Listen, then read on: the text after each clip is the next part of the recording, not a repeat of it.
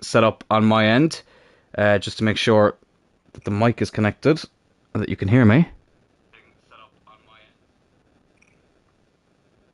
There we go. You can hear me. Just give me one more second. I'm just waiting for this thing to load properly.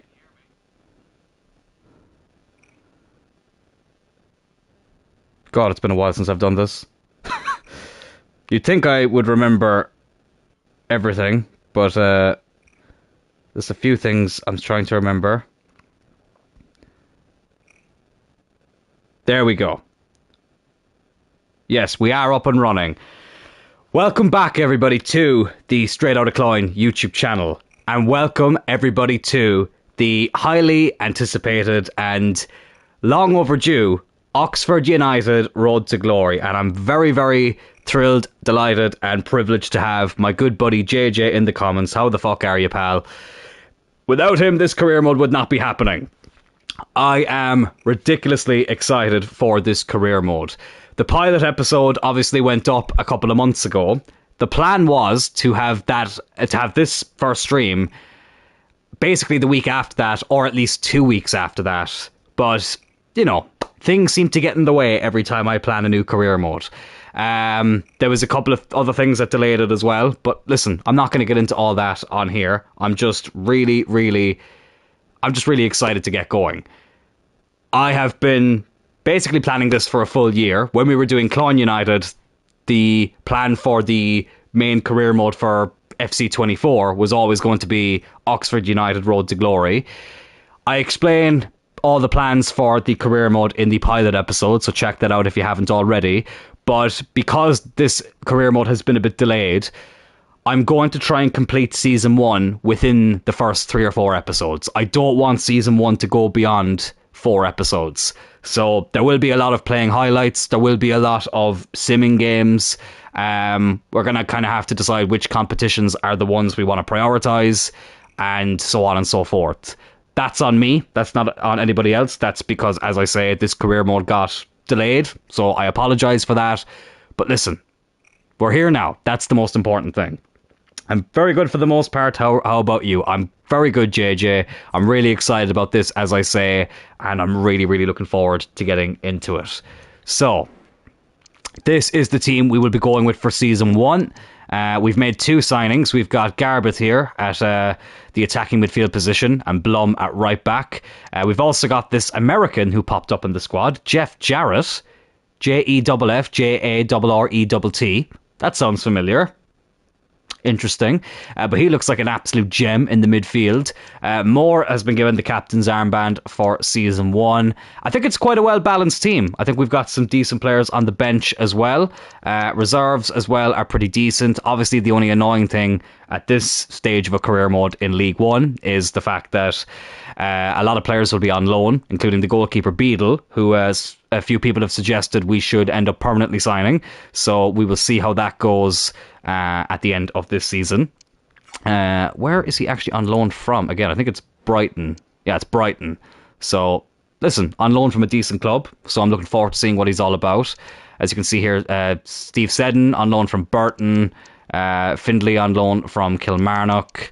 Stevens on loan from Brentford. Who else we got here? Perkins, Mills, Edwards, all on loan. Leeds, Everton and Ipswich respectively. And I think that might be everyone on loan. So we've got quite a few players on loan. So we got to be kind of selective about who we give the most game time to, because we got to see who's going to be here at the end of the season, basically. Or sorry, for Season 2, I should say. But anyways, we will sort that out once we get started. Youth Academy, we do have a couple of players here, but neither of them look overly amazing. Hassan could be decent. Shabab Alala, not too sure about him. But we do have some youth scouts sent out as well. So we have one scout in England, another one in Ireland, and we also have one in India, because Oxford actually have a relationship with an Indian club. So I just thought it made a bit of sense. So, the plan for this episode. So we're obviously going to play this first game here against Carlisle United away from home in League One. We will then play the first home game against Stevenage. Carabao Cup against Leyton Orient. Oxford famously beat QPR in the League Cup final back in the day. So the Carabao Cup is something I do want to take seriously. This season, listen, odds are we're probably not going to win it, but we'll give it a mighty go. So I might even play the highlights of this Leyton Orient game and see how we go there. Wigan, I might play the highlights as well. Maybe sim the game against Fleetwood. Play Portsmouth, and then we'll see what happens with the Bristol and Forest Green Rovers games. Forest Green Rovers is in the what used to be known as the Johnson's Paint Trophy, the EFL. It's only between League 1 and League 2 teams, and the goal is to get promoted this season. So let's hope we can do that. But listen, we've wasted enough time. Let's get into this first game. Thank you for joining There's JJ, the manager of Oxford United. Let's try and bring this morale up. Let's just give the generic answers to make sure that we can get the morale up as high as possible before the first game of the season. And as I say, we'll be going with the strongest team. Let's have a look at Carlisle's team. Don't think I recognise anyone from there. Oh, I do actually. Shawnee Maguire on the bench. Former Cork City player. So he is someone I do recognise. But let's get in here. So as I say, we'll go with the strongest team. Which, as I say, looking pretty good. Lee is a little bit tired on the bench, but listen, nothing overly concerning to worry about. Here we go. Carlisle United versus Oxford United. League 1. Let's get going. Oh, I'm nervous. I am bloody nervous. I just realised I never turned off the music. That's annoying. I'll have to do that afterwards because we don't want to get copyright striked. So let's hope that doesn't come back to bite me, let's just say. Name change for this series. JJ Oxford United manager, trademarked. You'll love to see it. Can JJ get his first 3 points here? He's retired from football after a great career at Cloyne United, and now he looks to become a successful manager at his boyhood club. Carlisle with the first cross of the game, right into the arms of Beadle. Here's Brown.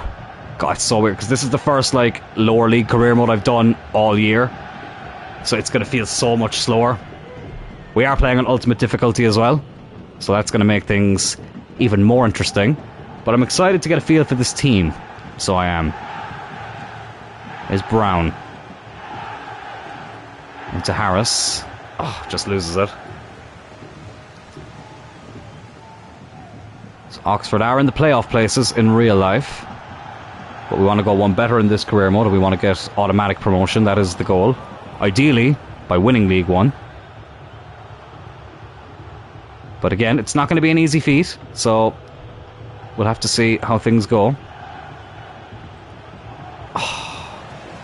Tried to feed it through to Harris, but just intercepted at the last second.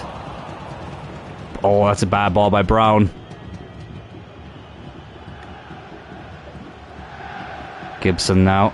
Oh, good tackle by Moore. And he fucking... Good tackle, but then doesn't retain possession of the ball. Good tackle. An interception by Brown, though. He's done quite well in this opening 20 minutes or so. There's Brown. Does he have a bit of pace about him? Oh, very nearly gets the first goal of the series. Good save by the keeper. Is Garbett, a new signing. Now Jarrett. Goodrum. Go on. He's done well. Goodrum. Oh, fantastic! It's the first goal of the Oxford United career mode. It's Goodrum after 22 minutes. Easy for me to say. I think I just saw him teleport through a Carlisle player there, so he's got fucking supernatural powers, so he does. What a finish.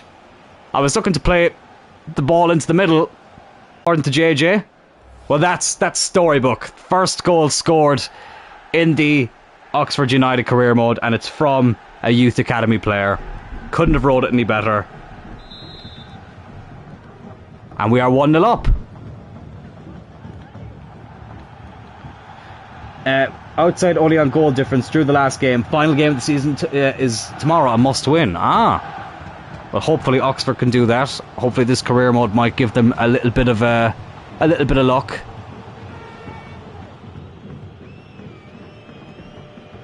Off to a good start. It's Harris. Go on, Garbutt. Our new signing. Free agent. Oh, just runs into Armour.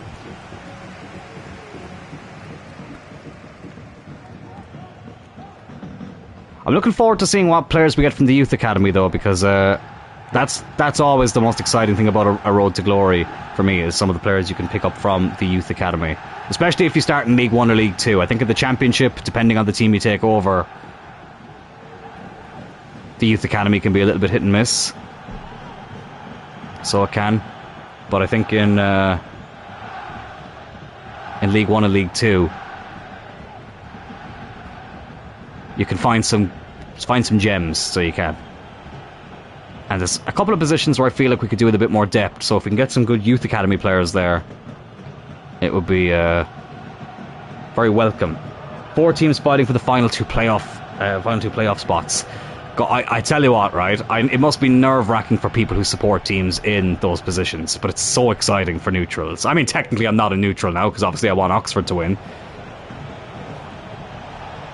Oh, and I tell you what, we're winning 2-0 at the moment. Garbutt wins the header. I think it was Blum who whipped in the ball. The 2 new signings linking up brilliantly, and Oxford United are 2-0 up. I've just seen it again on my phone. That's a beautiful header. It is Blum with the ball in. The New Zealander, the Kiwi, on his debut. Heads it into the top corner. 2-0 up. I tell you what, lads. Oh, Carlisle are already making a change. We've rattled them. We've absolutely rattled them. I tell you what, lads, I feel so rusty. It's so long since I've done a live stream.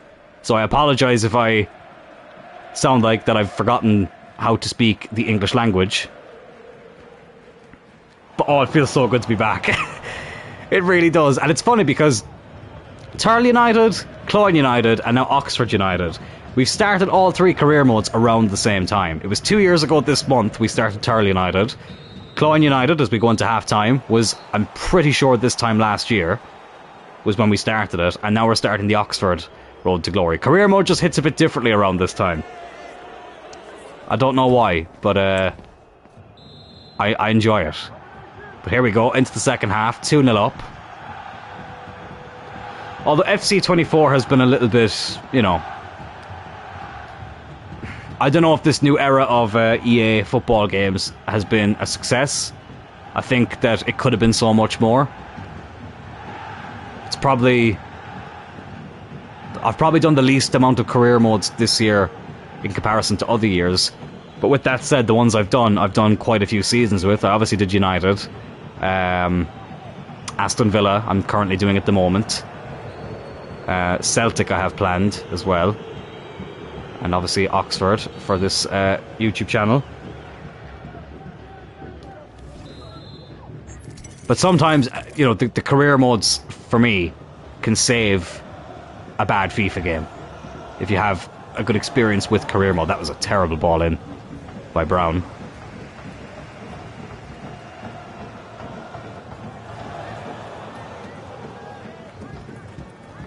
Carlisle on the attack now.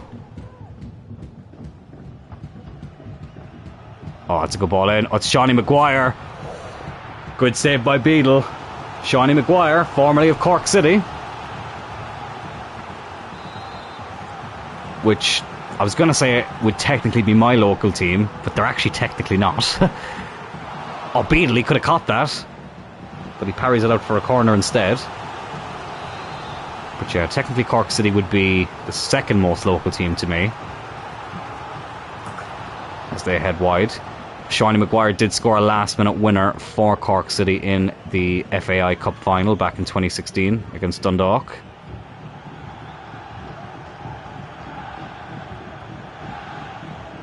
There's Brown. Looking to run into space here. Cuts it back. Garbutt again! Oh, good save.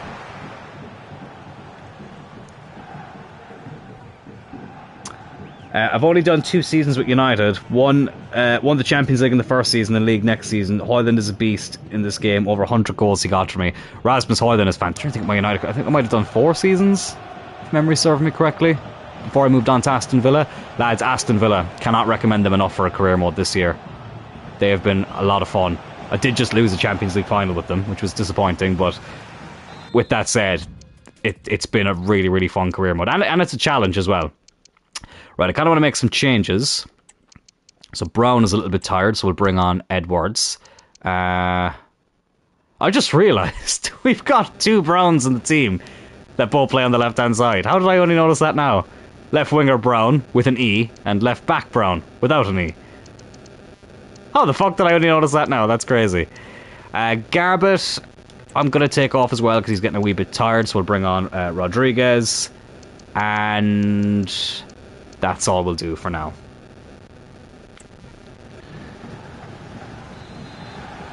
Jarrett, the American, will whip in this corner.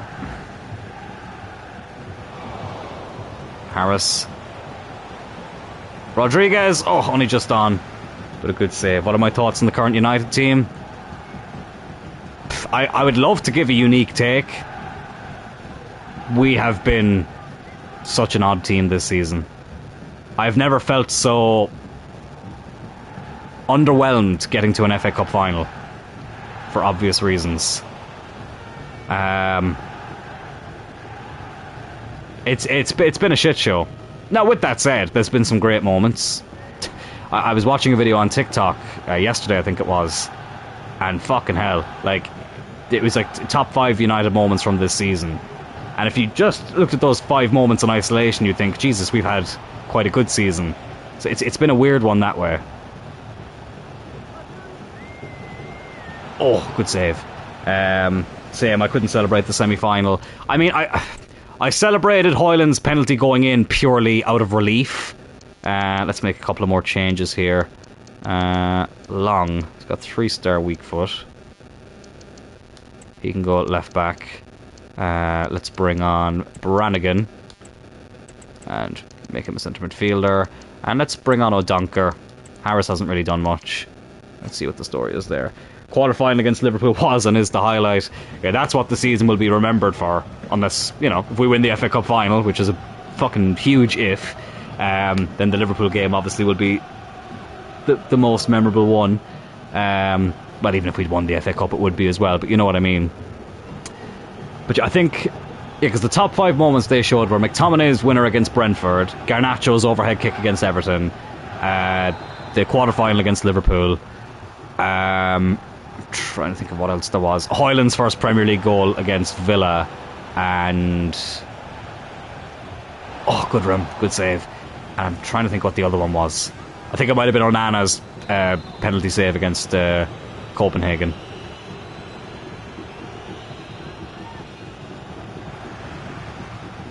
Mainu is definitely a highlight. Yeah, Mainu's been fantastic this season. Like, you can tell the players we should be keeping and building the team around, and you can also tell the players who need to go. It's as simple as that, really. And that's why I always say, you know, people can blame Erik ten Hag, and I'm not going to sit here and say that Erik ten Hag has made all the right decisions. I definitely think some of his in-game management has been questionable at certain points. But with that said, if people out there really think that changing the manager and keeping the majority of these players is going to change anything, you're in cuckoo land, as Roy Keane would say. You are in absolute cuckoo land. So I think the manager needs to stay even, and a lot of the players need to go. But here's O'Donkor, 59 rated striker, off the bench. And that's why he's 59 rated. Because that was fucking terrible. Oh my god.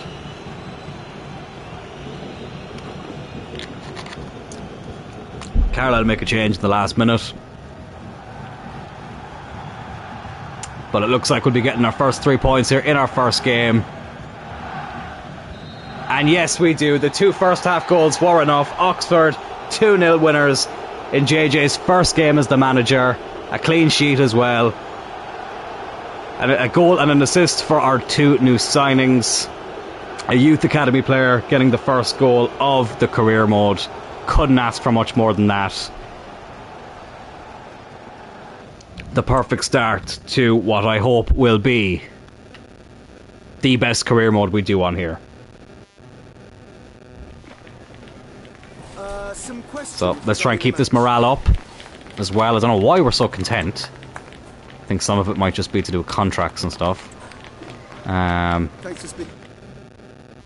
me actually have a look as well at the training plan. Let me just have some of the players on the bench. Yeah, these energy focused. I really don't like this in the game this year. This whole fucking energy focused, balanced, performance focused. I just think it's... I think it's ruined the game a lot. Because players' sharpness gets affected if you don't play them, but also if you put them on performance focused, their fitness gets affected, and then on balanced, I just feel like it just never works. It's annoying. It's annoying, so it is. So let me just make sure everyone's on what they need to be on. We'll keep some of these players on all-out performance because they probably won't play as much.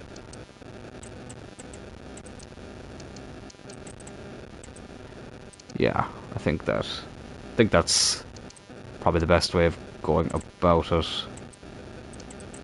Yeah. Carlisle have not been good. They are relegated back to League 2. Yeah, they didn't feel very good in that game, I have to say. I'm not usually one to big myself up, but I think I could have made an impact against Carlisle. Well, McGinty, we kept a clean sheet, lad. We kept a clean sheet, so I don't really know what you're fucking talking about. It's not like we lost. Weird one. That was a weird one. Beadle made some good saves in that as well, so I'm not really too sure what the issue is. Kieran Brown, we've gotten an offer from Cardiff saying we can get between just over $500,000 to 1.2 million, but I will politely reject that offer, Cardiff, because he's doing quite well. That's just the update on the youth academy as we move on into this game against Stevenage. First home game of the season. So, there's no press conference. So I think if I look here, so the Kassam Stadium is what I have called the stadium, because of course that's what Oxford Stadium is called in real life. But I am aware, and I know JJ, you filled me in a little bit about this, I know there is plans to move to a new stadium. So what I'm going to do in this career mode is, we're going to stay in, I think it's Crown Lane, or Court Lane is the name of the stadium, that the generic stadium they put in FIFA, or FC24. So I'm going to stay there until we get to the Premier League, and then as soon as we get to the Premier League, we'll create... we'll put ourselves in a bigger stadium, and I think for realism purposes, that would probably be the best way to go about it. But let me just clarify as well, and I probably should have said this at the start. There will be parts of this career mode I'll want to keep realistic, but there'll also be parts where, you know, I want to have a bit of fun as well. I think the career mode, you have to have a balance between being realistic, but also being, you know, having it be fun as well, because you can't keep it 100% realistic all the time. I think that just gets a bit boring. So there'll be a good balance between that, but that's the plan with the stadium. But anyways, I think we can still go with this strong team. We've got the League Cup after this, so that's when we can rotate a little bit. So let's get into it. Our first home game of the season, against Stevenage. Let's be having you. Let me open up this can of Coke, because I tell you what, I think I need a bit of energy. I had a nap before I came onto the stream to make sure that I was ready.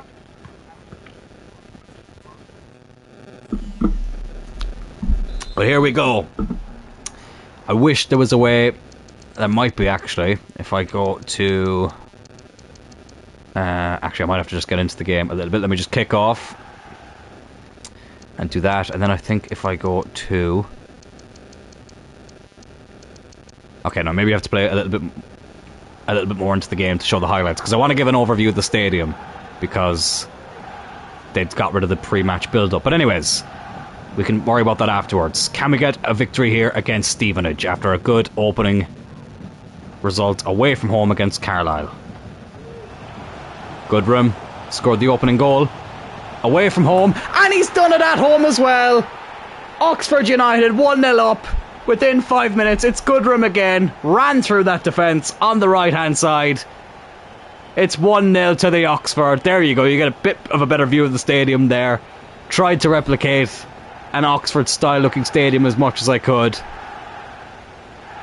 Brilliant run by the winger. 2 goals in 2 games. I tell you what, I'm liking him a lot, this Goodrum guy.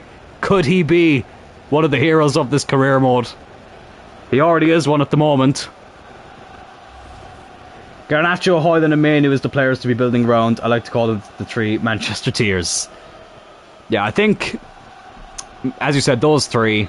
Bruno Fernandes for me, like a mighty important player for the team. Lissandro Martinez when he's back fit, which hopefully will be soon. He's just had such an injury-ridden season. Diogo Dalot, I'm a huge fan of. I would like to get another right back, honestly, to replace Wan-Bissaka. I like Wan-Bissaka, but I just don't think he's quite good enough. I do think Dalot is, but I think we need another style of right back to go with him. Basically a better version of Wan-Bissaka. Oh, are we going to concede our first goal here? No, we're not. Beadle with the save.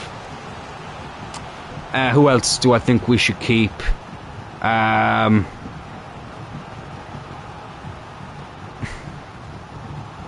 I never thought I'd say this, but I'm more open to Marcus Rashford leaving now than I would have been this time last year. And I know I'm not obviously alone in that statement, but I'm not saying I desperately want him to leave.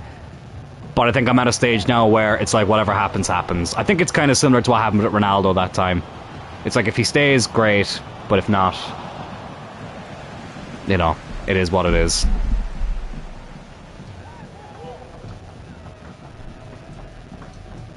Because I tell you what, Kobbie Mainoo is somebody I haven't used an awful lot in career mode this year, because when I started the United career mode he was quite low rated. Sent him out on loan a few times, but he was never anything more than a backup player. So maybe we need to see him in Oxford colours in this career mode. Watch this space. Watch this space. Him and Jarrett in the midfield. Sounds like a deadly duo, so it does. Even though Jarrett's been quite quiet so far. Here he is. Can he score on his home debut? Oh, I tell you what, it was nearly the curse of the commentator there. He took what we had to say personally.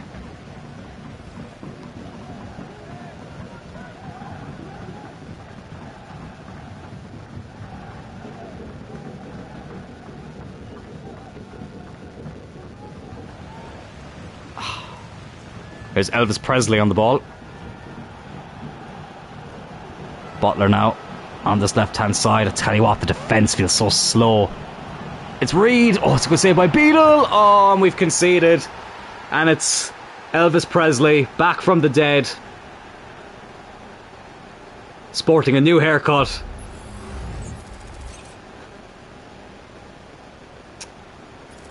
That could not have fallen any kinder for him. Beadle, I think the keeper should be doing better there. Beadle makes a good save initially. But I think he let that go in a bit too easily.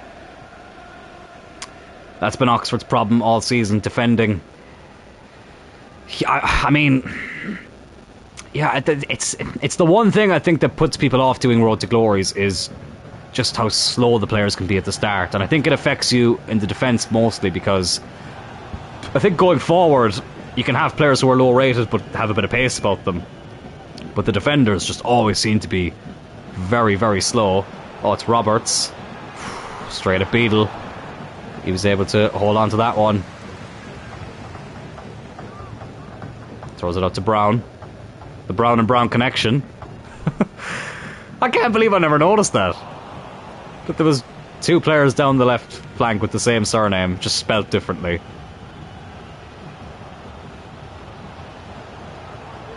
Quite literally Mrs. Brown's boys. Oh, Jarrett. Oh, I tell you what, 2 country music stars there. Jeff Jarrett and Elvis Presley in a League One game. Literally, we've seen it all on this channel. Never a dull moment. There we go. It's been a while since I've said that. Here's Garbutt. Oh, Brown. Other Brown. Oh, he's done well here, Brown. It's Brown. Oh, Ashby Hammond with the save. We get a corner though, which Jarrett is going to come over and take. Oh, it's a good ball in! Oh, it's a good save by the keeper.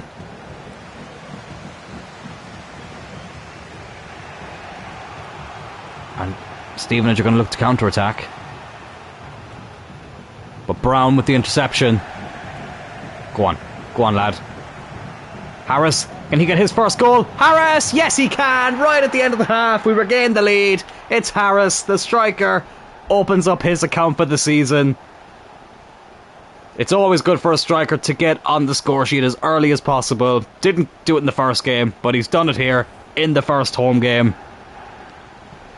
Lovely through ball by Garbutt, who I'm really enjoying using, I have to say. And Harris is the one to finish it. Beauty. Very well worked. I think we deserve it. I think we've been on top for the majority of that first half. And it's virtually going to be the last kick of the game. And that is half-time. It's good to get a feel for this team, though. I'm starting to kind of get used to the players and what they're all about.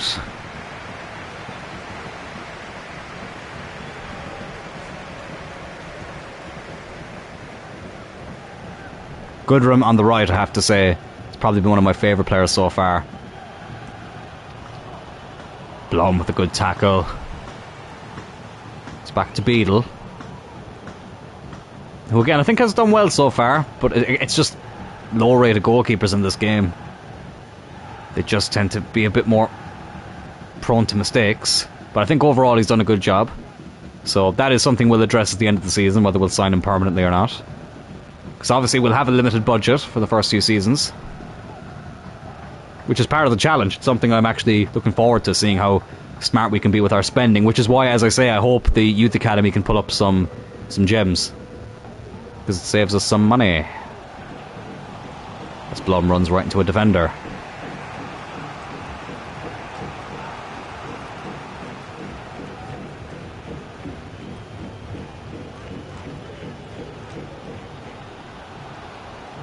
Butler on the run. Oh, that's a good ball in. Is Reed. Butler, oh, that's a brilliant ball in, and he's onside. And it's 2-2. Poor marking. Left completely unmarked at the back post. And Stevenage get the equaliser. I have to say, right, that Stevenage away kit is absolutely lovely. That's really, really nice. Yeah, he is onside. I had to see it again. Keeper could do nothing about it. Poor marking. Back on level terms again, so they are. It's a good finish. Sadly, he wasn't doing that great, especially from corners. We signed a Chelsea keeper on loan back in January. Interesting. I must have been after... Oh, sorry, yeah, it must have been after I did the squad update. That he came in, because this squad might seem a little bit dated. Oh crap, that was oh my god. It's Presley. Okay, we got away with one there. Got away with one there, because that was a terrible ball back. Because I don't think we had any goalkeepers on loan from Chelsea in this. So this must have happened after the squad updates. Because obviously this career mode was set up quite a while ago. Oh, Jarrett, that's lovely. Can he get off the mark for Oxford United? Yes, he can. JEFFJARRETT scores his first GOAL. I think that's an appropriate celebration. It's a beautiful finish. It's 3-2. They weren't level for long. The first real big moment he's had in this career mode, and he takes it. 3-2. I think it's time to make a couple of changes. Garbutt, I'm going to keep on. I know he's a little bit tired, but whatever. Who am I going to bring on? I'm actually going to take off Thornley, because I don't think he's actually done that well.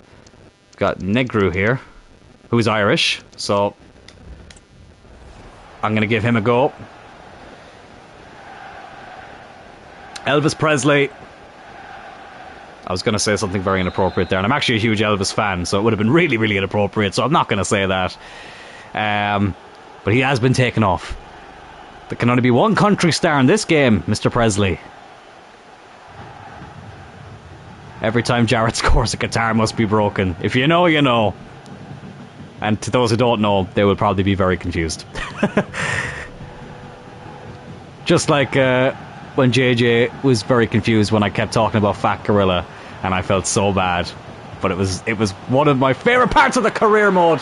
But I tell you what's not one of my favourite parts of the career mode is conceding a third goal to Stevenage. And that one, as good a header as that is, from that range.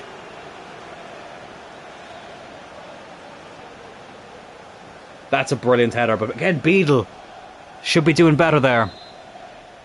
And it's 3-3.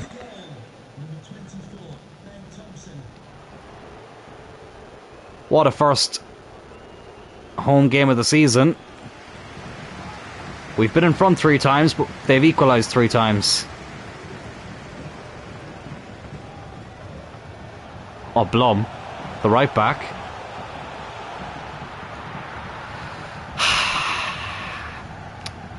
Well, if you ever wanted to know why I don't play him at left back, that's why. 10 minutes to go. 3-3 here. Brown. Oh, poor ball. That was great. Good old Fat Gorilla. You know what? I was tempted to do something in this career mode, and I kind of half wish I did it. Let me just defend here first. Oh, don't go behind. Oh, Brown heads it away. Might make some changes as well. I was tempted to create all those players again and put them in different teams, but I just never got around to doing it. Right, we'll bring on Rodriguez for Garbutt just because he's a bit tired. Edwards can come on for Brown with the knee. And, you know what, both Browns can come off. We'll bring on Lee as well. Just to inject a bit more pace into the team.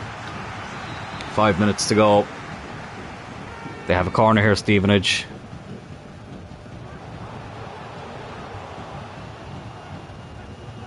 His list. Let's hope that we don't go on his one. Jarrett does well there. Okay. Come on. Can we get a late winner here? Good rim.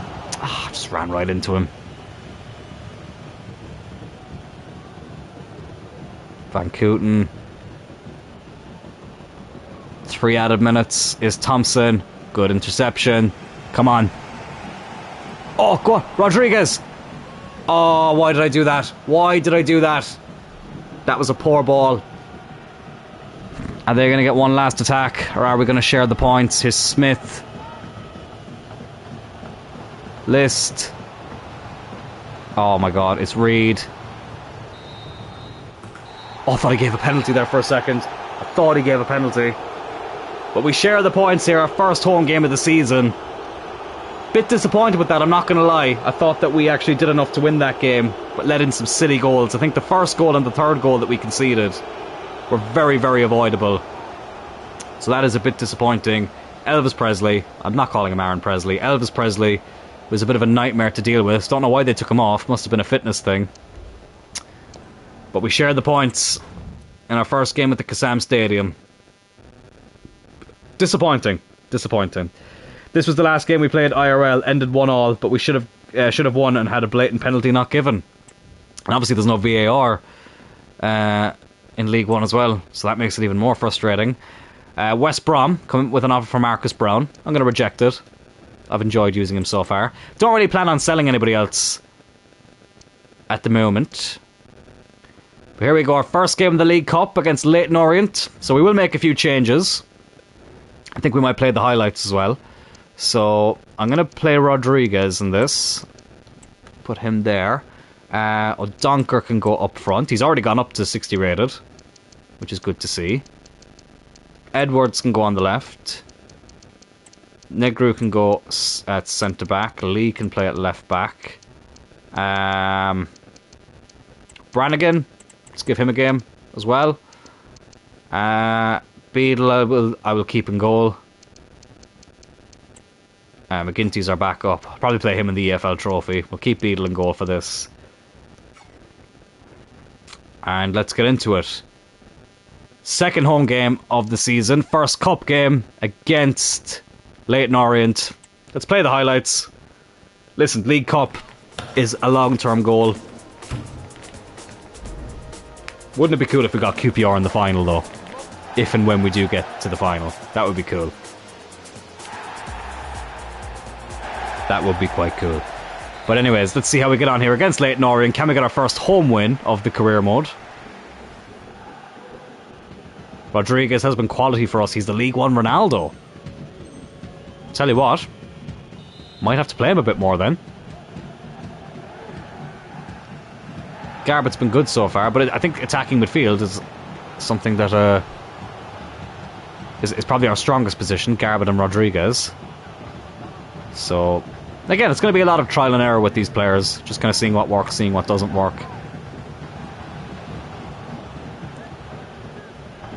Leyton Orient have the first highlight of the game. Come on, ref, surely they've played it too far back. God, they're giving him plenty of time to do something with this highlight. Sanders. Oh, it's Ford. Oh, they hit the post. And the highlight still isn't bloody over. His turns. Blum puts it out for the corner. We get a counter-attack though. Goodrum, who's had a brilliant start to this career mode. He scored the opening goal in our first two games so far, and he does it in the third game as well. This man is a legend in the making, I tell you that much. 3 games, 3 goals, the opening goal in each game. He gives us the lead here in the league. Dunker could be clean through. Here he is. Oh my god, this is too easy. And he's going to be unselfish. Gives it to Edwards, who, I tell you what, very nearly missed that. But the two wingers have given us the opening 2 goals. Must be the Irish genes. He's got the look of the Irish, I'll tell you that much. Crossing opportunity now for Oxford. Only 20 minutes to go. Not going to be a lot of highlights in this game, clearly. It's Brannigan. Brannigan. Oh, Donker. Well, that was the easiest one of the lot. 3-0. Not even going to celebrate that. It was too easy. And this looks like it will be the last attack of the game. 90th minute. They're going to give Leyton Orient a chance here. Here's Sanders, who's given up his day job at KFC. Oh, there's already so many gems in this career mode. But there we go. 3-0 win. First home win of the career mode. We advance in the League Cup. Nice little bit of prize money coming in as well from that.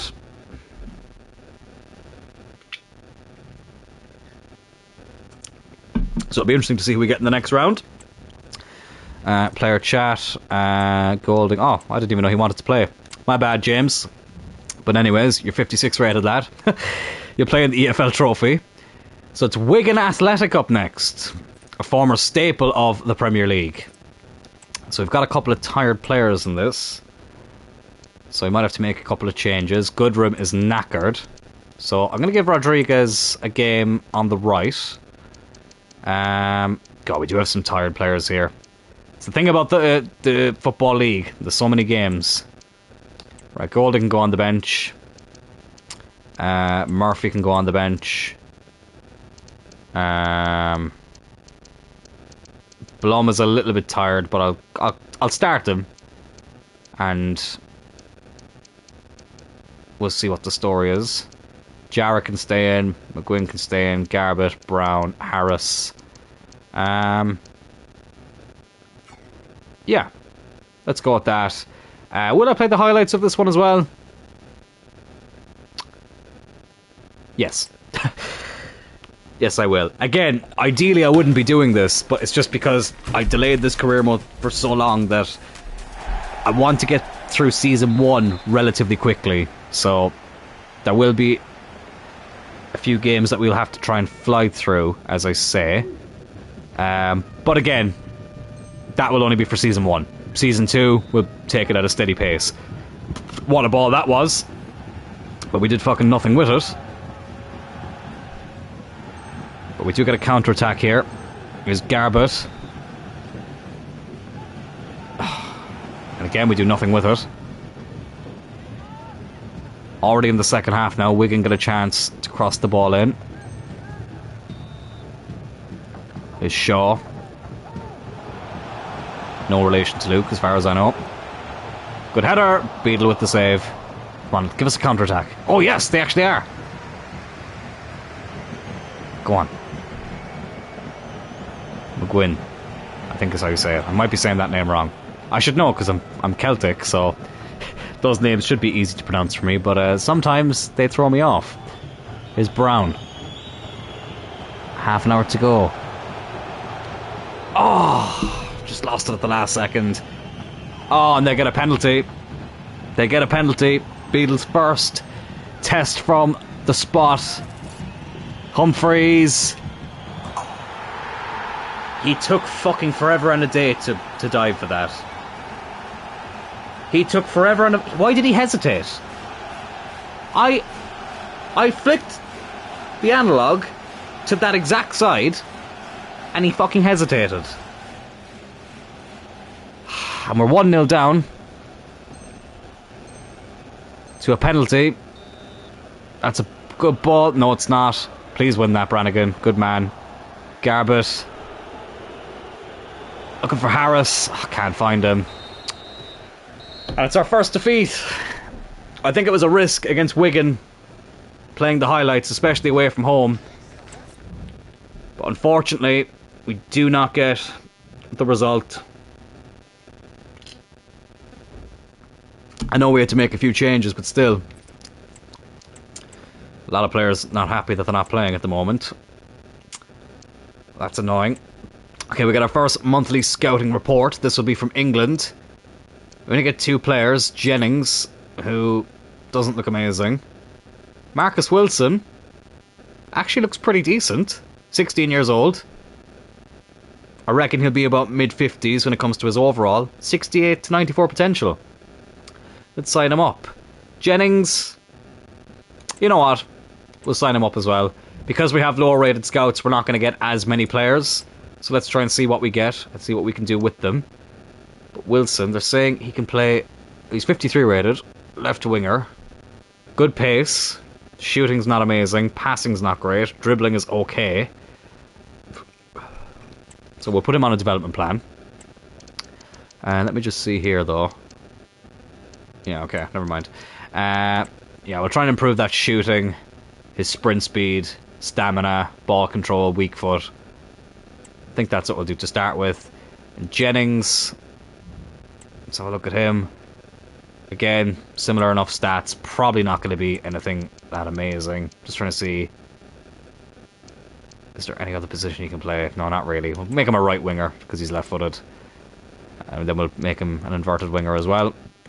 5-star skill moves already. Yeah, it's a good sign. Even though I have to say, I don't actually use the skills that much. But still, it shows that he could be a quality player in the future. Right, we've got Fleetwood up next, who are level on points with us. So, let me just have a look at the calendar. Yeah, I think we'll try and finish the month of August in this stream. So I think we will... Let me just have a look here at the fixtures. So, yeah, I think we'll play Fleetwood. We'll play Portsmouth. Oh, we got Watford in the League Cup. I think we'll play the highlights of that again.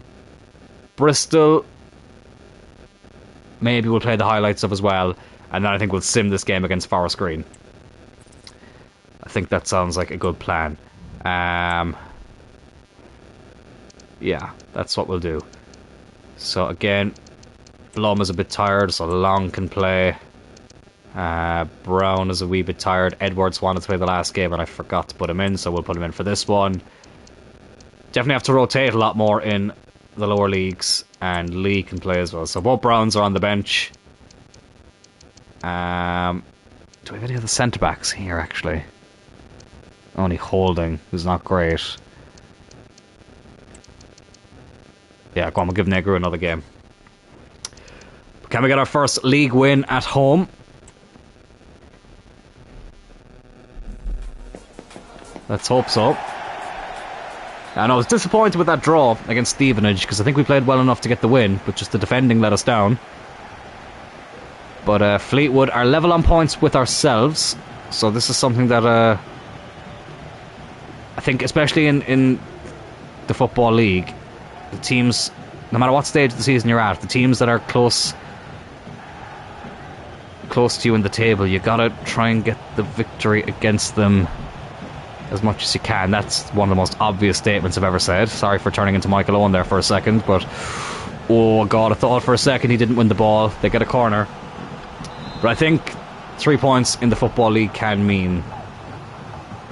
I think there's a lot more 6-pointers is what I'm trying to say. Especially when you're trying to get automatic promotion spots. Here's Harris.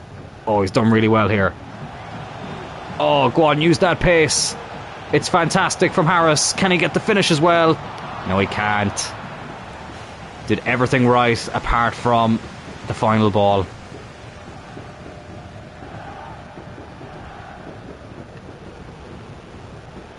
I know they have a chance to whip in a ball here, but they mess it up. Edwards. And now Harris. Go on. Good run. Jarrett's in the middle. Just taken away from him. Why did you stop running? Why did you stop running? Along with the tackle there.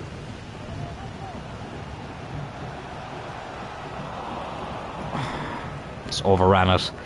As I say, it's a bit of an adjustment period getting used to lower rated players, but I'm enjoying it in a way because it feels a bit more competitive. I think when you get a few years into a career mode with a Premier League team, it gets a bit easier, but I tell you what, this has not been easy so far. And Fleetwood take the lead. It's Mayer.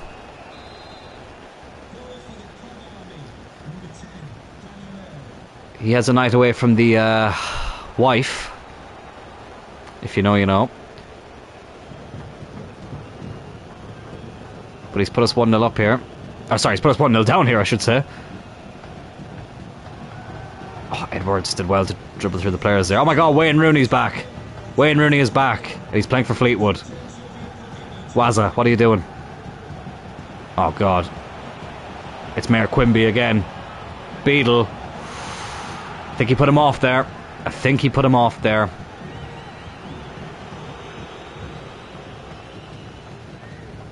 Come on. I don't want to be... we need to make this place a fortress. Because it's going to be even more difficult to get results away from home. Oh, that's beautiful. Oh, I thought we messed it up there for a second. Harris does equalise. It's 1-1.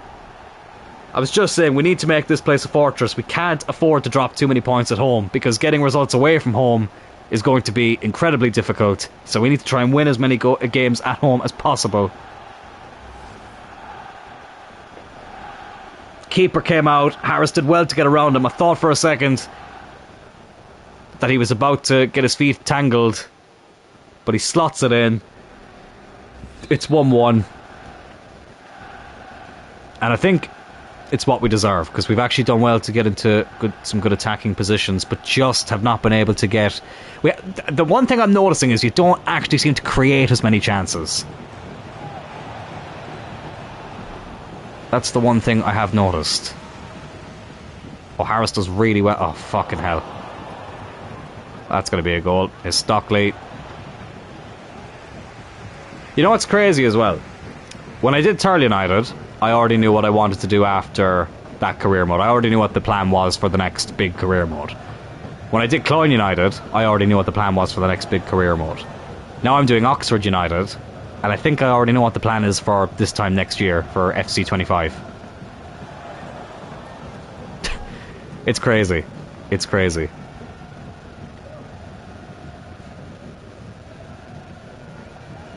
That's a foul. Surely that... yeah, it is. Thought he wasn't going to give it there for a second.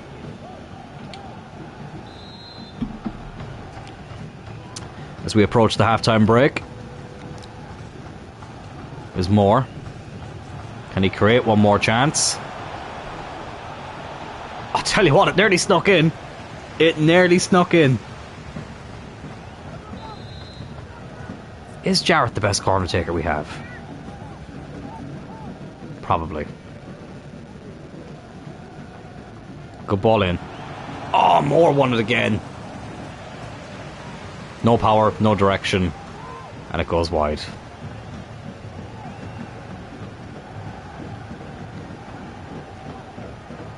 I think I'd love a deadly centre-back from the youth academy. If we could get a really high-rated centre-back with decent potential, I would be absolutely thrilled. But that is half-time. How was the WrestleMania experience? JJ, I can honestly say, with 100% truth, honesty and conviction, that it was one of the greatest weeks of my life. Childhood dream come true, lifelong dream come true.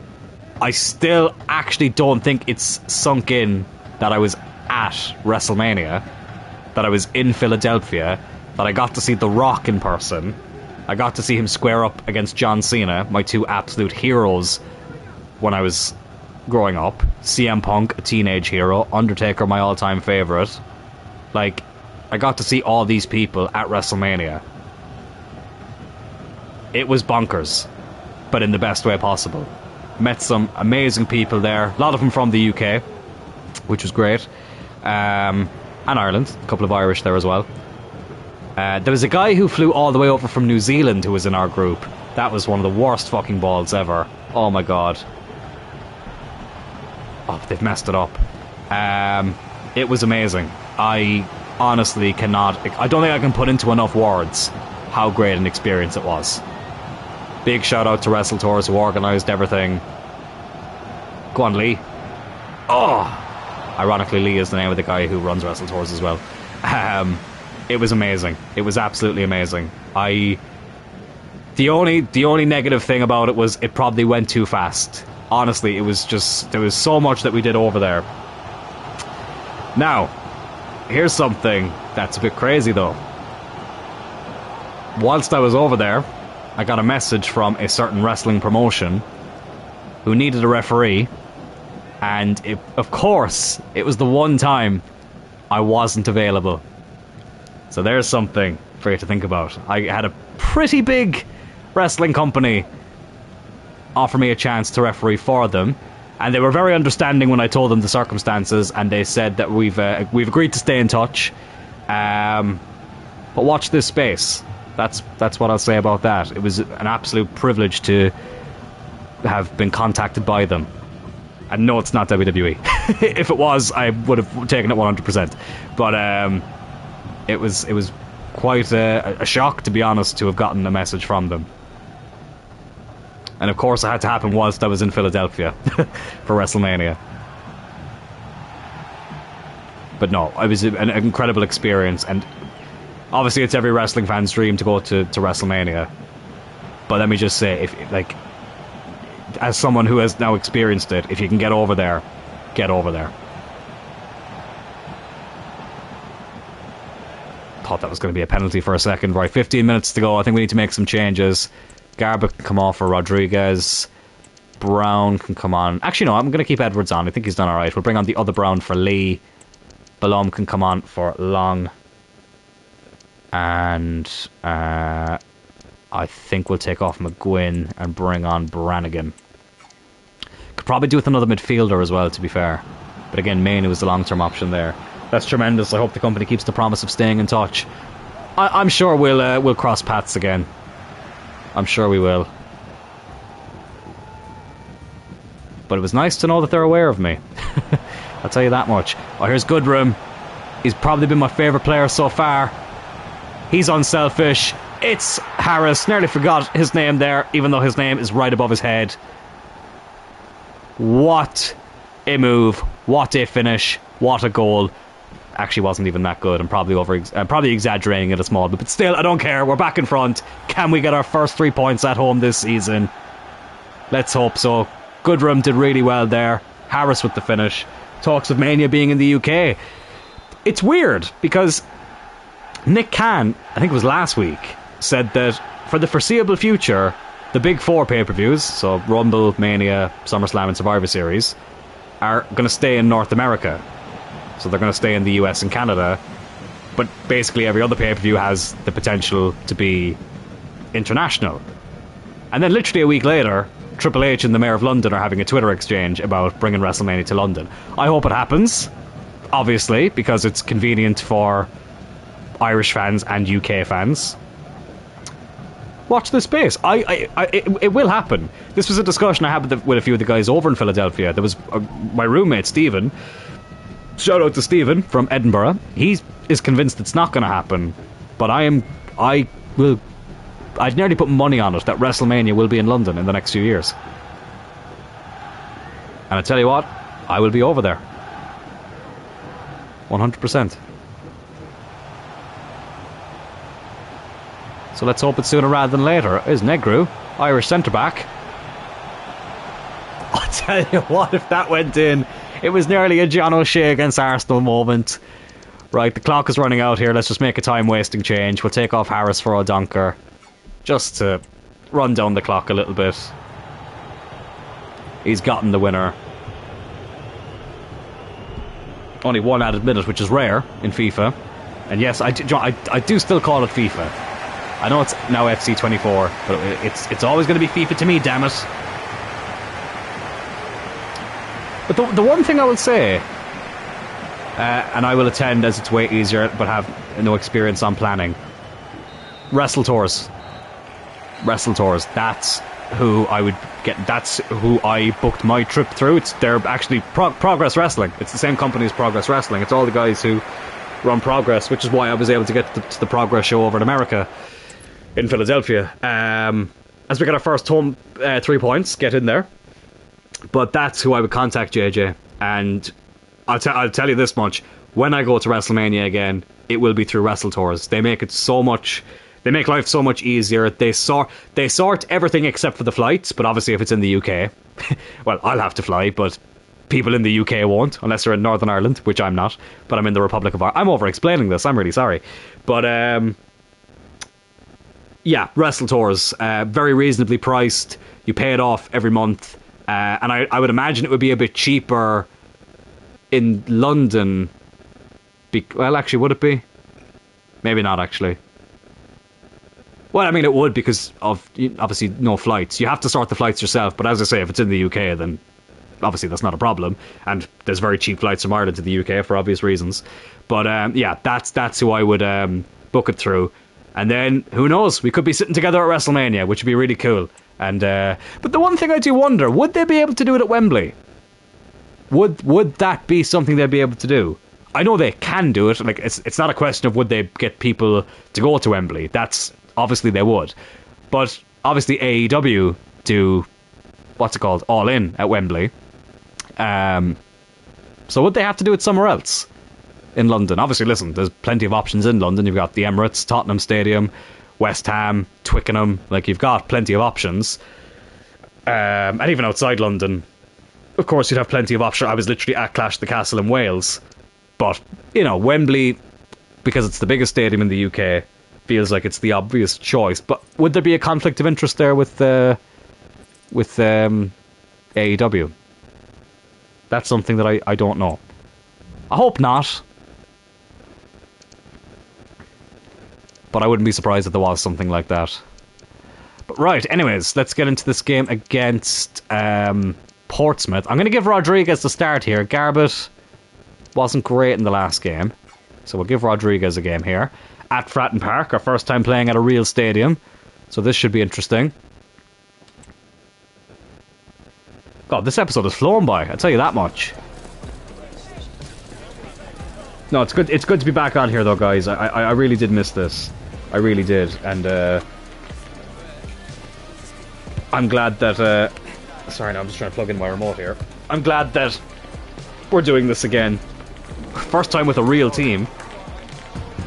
I know we've done United before, but obviously, as I said, that United career mode, unfortunately, just couldn't get it off the ground. I just started a new job around that time. It was just, the timing was just a bit awkward.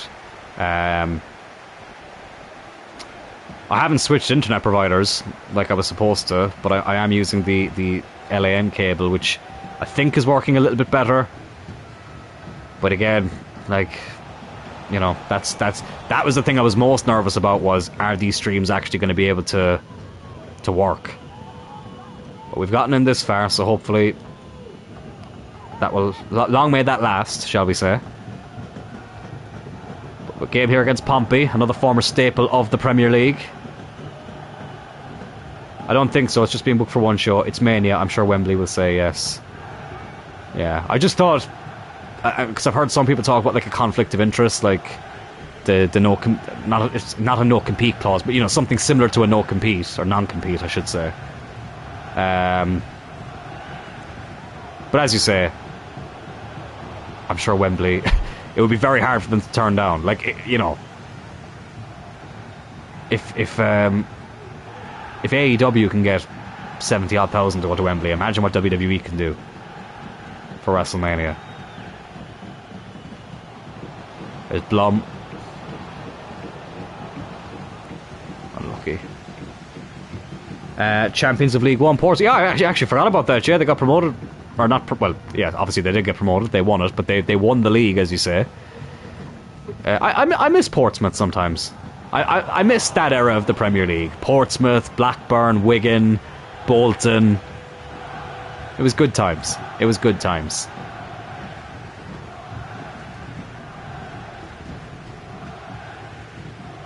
So hopefully one day those teams can come up again. And obviously it's cool that Portsmouth have their stadium in the game. Harris. Oh, good save. Oh my god, Philip Schofield. Philip Schofield has come out of retirement to play in goal for Portsmouth. This is unbelievable. Just when I thought Jeff Jarrett would be the most random person in this career mode. No, we've got Philip Schofield and Elvis Presley making appearances. And Colonel Sanders. Unbelievable. Brown, go on.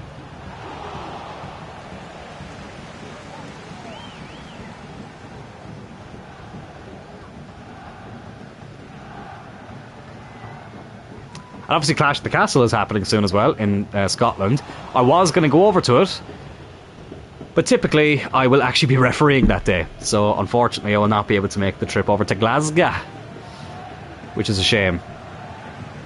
Obviously I was at the first Clash at the Castle, which was phenomenal. But as I say,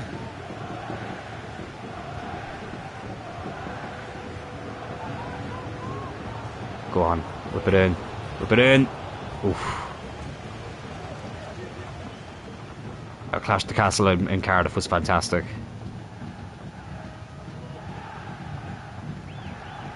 Oh yeah, another story from WrestleMania. I accidentally got into a lift with Kevin Owens, which was funny, and he was super nice about it. Didn't tell me to get out. He let me on the lift that I shouldn't have been on. So shout out to Kevin Owens.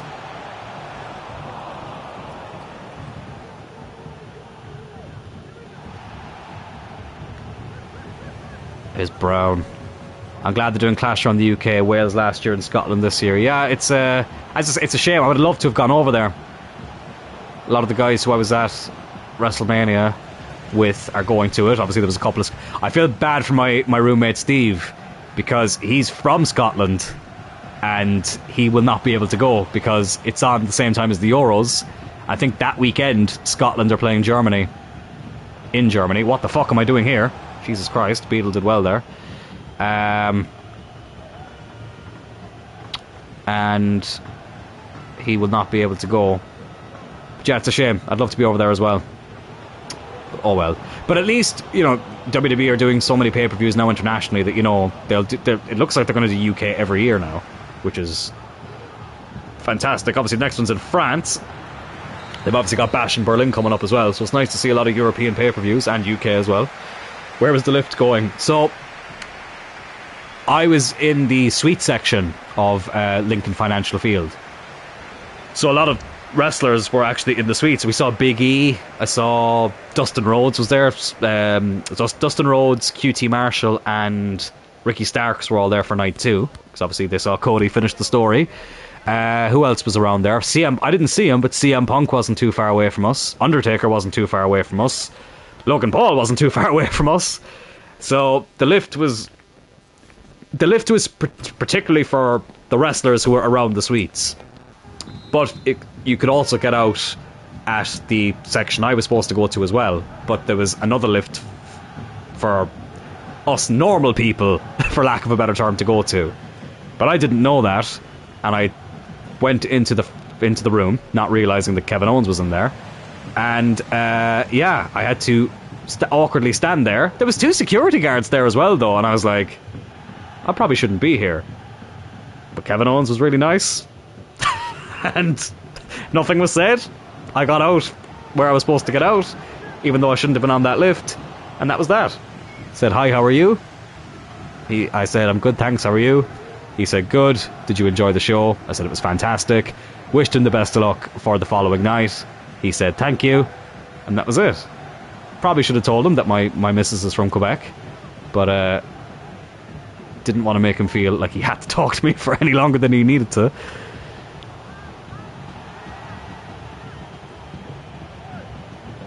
That was the longest okay, never mind. I was going to say that was the longest advantage ever and we're not even going to benefit from it, but we did.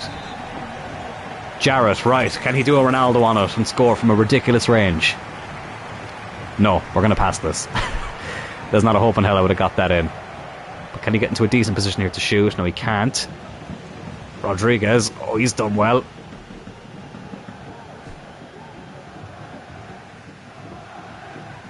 I'm trying to think of other stories. Obviously, I got to meet Rey Mysterio over in Philadelphia as well. He was super cool. Told him it was an honour. He grabbed my arm after the picture because he thought he blinked in the initial picture. And in fairness to him, he was not letting me leave until he knew the picture was okay. Didn't mean to get out of that. Gonna bring on Garbett. Clear through the middle. And you know what? I'm gonna give O'Donker a chance up front as well. I think we need some fresh legs. Got to meet Al Snow the same day as Raw. Super nice guy as well.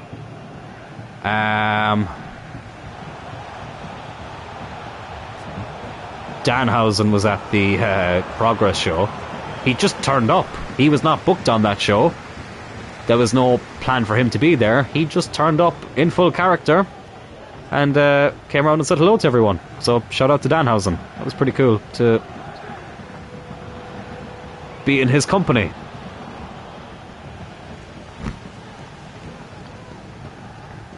Running out of time here though against Portsmouth. Still 0-0.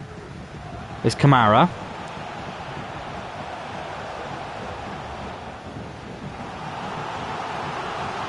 I think there's been a red card, but Kamara hasn't seen it.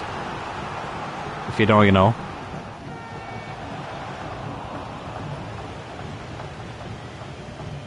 $619 out of nowhere. Yeah, no, that was really cool getting to meet Rey Mysterio. For me, getting to see The Rock in person was just without The Rock, I never would have gotten into wrestling. So that was a pretty special moment. Oh, Jarrett! Oh, Jarrett very nearly putting us 1-0 up with only 15 minutes to go.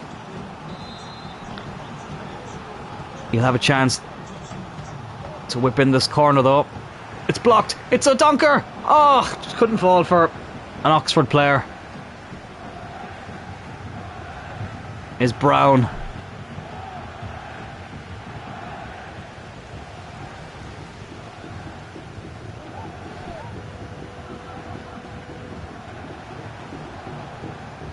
Poole now down this right hand side. Oh my god, we keep giving the ball away so easily. Tell you what, I'm enjoying the challenge, but it's a big change of pace. Doing these Road to Glory career modes might make another change. The Rock saying he was late for the meet and greet because he was watching YouTube was tremendous. Oh, I tell you what, JJ, once this game finishes, I will tell you about the live experience of that, because it was a roller coaster of emotions. Let me just see what I'll do here. Yeah, go on, we'll change the fullback. Nope, that's not what I meant to do. We'll change the 2 fullbacks. And I might bring on Edwards for Goodrum as well. Not been his day today, unfortunately. So yeah, when this game is over, I will tell you about the live experience of that meet and greet. It was, God, it was an experience in itself. So it was. Oh, it's fucking hell! Nearly gave away a sitter, but Pompey have ended up wasting it. Coming into the last few minutes here. Oh my God, Rodriguez. That was poor. That was poor.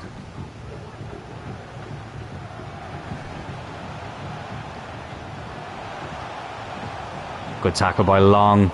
Oh, got a bit mixed up there. Edwards gets tackled, but Long regains it. Can we get one last chance? Jarrett, O'Donker. Oh, he's done well. Tell you what, 60 rated, but he's not too bad. 2 added minutes. Rodriguez! Rodriguez! Rodriguez! Nearly lost my voice there. In the last minute. Wins it for Oxford United at Fratton Park. The League One Ronaldo. Unbelievable. 30 seconds left. Beadle absolutely loving it. Clean through. I thought for a second that his finishing was... That's a beautiful finish. Perfectly placed into that top corner. Oh. Well, into the side net, but still. Same thing. Fergie time, now JJ time. There we go, that's the new catchphrase for this. It was won it in JJ time. Ruben Rodriguez, first league goal of the season. And what a time and what a place to get it. Away to Pompey. And it is the final kick of the game. Fucking get in. Get in there. I was checking my watch. Chomping down on the chewing gum. I love that manager model for JJ. So I do. Fantastic. A big, big win there. One of the toughest away games of the season. As JJ mentioned earlier, they are the real-life League One champions. But we get the result against them. Clean sheet, 3 points, last-minute winner. Can't do much better than that. Rock still got it. Hollywood Rock was before my time, and watching all the shows was an experience that probably won't be created again. Here's another story about that. So it's funny you say Hollywood Rock was before your time. So let me just get through this, bring up the morale. So before I tell the story about The Rock at WWE World, so the first pay-per-view I remember watching was No Way Out 2003. And that pay-per-view happened to be in Montreal, Quebec, Canada, which was also WWE's first show in Montreal, first pay-per-view in Montreal, since the Montreal Screwjob. So that was what, 7 years? 6 years beforehand? 5 and a bit years? Something like that. So a historic show nonetheless. But that was the first show, first pay-per-view I should say, I remember watching. I was already a wrestling fan at that stage, but a lot of it was through playing the video games, particularly SmackDown Shut Your Mouth, and basically some of my older cousin Adam's old VHSs. But I remember watching No Way Out 2003. It's like my earliest memory of watching wrestling. And my missus, uncle and her dad were both at that show. That's crazy. And then, fast forward 21 years, The Rock, my first ever favourite wrestler, first time I remember seeing him properly on TV was as Hollywood Rock. And he brings it back after 21 years, and I get to see it in person, which is amazing. But to talk about WWE World. So The Rock was advertised at, I think it was about 5... No, it wasn't 5 p.m. It was about 3 p.m. local time, I think it was. I can actually check if I get my phone here, because I took a picture of it and sent it to my mother. So just give me a second. Here it is. So The Rock was he was advertised at 4 p.m. And I was lucky enough, because I had the VIP thing to meet Rey Mysterio, I was able to get a seat very close to the front. And basically, 4 p.m. arrived. Before The Rock was on, Cody Rhodes and AJ Styles had interviews on stage, which were both very good. And they were both on time. And obviously the crowd for The Rock was just... It was insane how many people turned up for The Rock. And I think they only announced it the day before that The Rock was going to be there. So 4 p.m. arrives. We're all really excited to see The Rock. He's running a bit late, so we're all like, listen, he's making us wait. It is what it is. So WWE kept playing video packages on the screen whilst we're waiting for The Rock. They played the same 5 video packages on repeat for the whole time we were waiting for The Rock. So you can imagine how frustrated the crowd were getting. Now, as frustrated as I was like, look, I'm here for WrestleMania week. It's my first time in the States. It's my first time getting to be a part of this. The Rock is somebody who I've always wanted to see in person. I know I'm going to get to see him at WrestleMania. I know I'm going to get to see him at the Hall of Fame.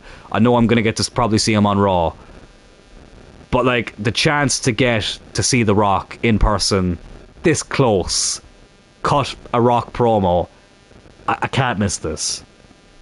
So my 2 friends, Stephen and Craig, they were over to the other side of where I was because they only had the standard tickets. They didn't have the meet and greet tickets. So we were texting back and forth about, like, Jesus Christ, we're waiting a while, aren't we? And it was coming up to about 5:10, and Craig and Stephen said, look, we're going to give it another 5 minutes and then we're out of here. And I said to them, look, fair enough, but I'm going to stay. I've waited 26 years for this. I can wait another hour if I have to. They literally went to leave. 5 minutes later, we could see The Rock behind the curtain.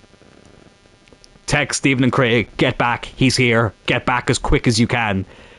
The Rock came out, caught one of the most amazing promos I've ever seen live, and it made it all worth it. He made us wait, but he healed it up. He said he was watching YouTube videos. It was fantastic. What an experience. Many people were tweeting and were so angry. Yeah, I was around a lot of very angry people, so I was. But I think we all said it. We were all... I think for a lot of us it was the first time we were getting to see The Rock in person, and a lot of the people who were around me, just like me, The Rock was the person who they idolised growing up. So we weren't missing the chance to see him in person. So it was he made us wait, but it was worth the wait, and I may or may not have cried getting to see The Rock in person. So what an experience it was. Absolutely phenomenal. Phenomenal, so it was. So we have an offer here for Josh Murphy, who I haven't yet given a game to. It's a swap deal. What? Like Azim Abdullah. Probably butchered that pronunciation. That's a hard reject. I think he'll be a good squad player for the season, Murphy. So he will. But up next, it's another League Cup game against Watford. So I think we'll play the highlights of this one as well. Is there any changes we can make? Put Negru there. Let's put Long in. Brannigan will play as well. Edwards. And you know what? O'Donker's going to go up front. Goodrum, I'll actually give a rest for...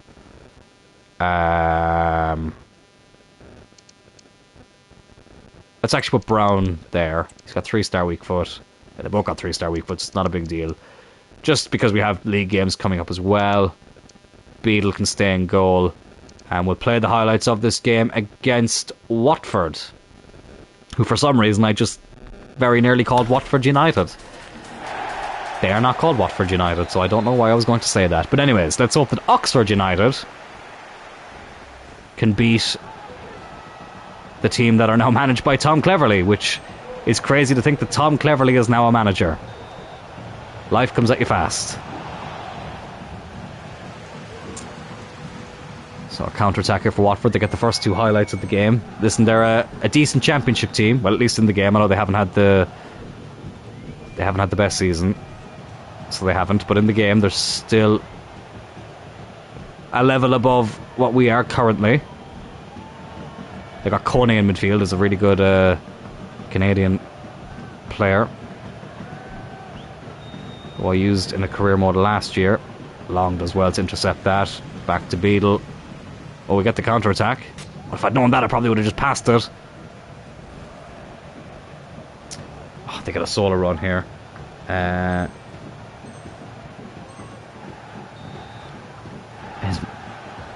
Matthias. Oh, they're clean through here.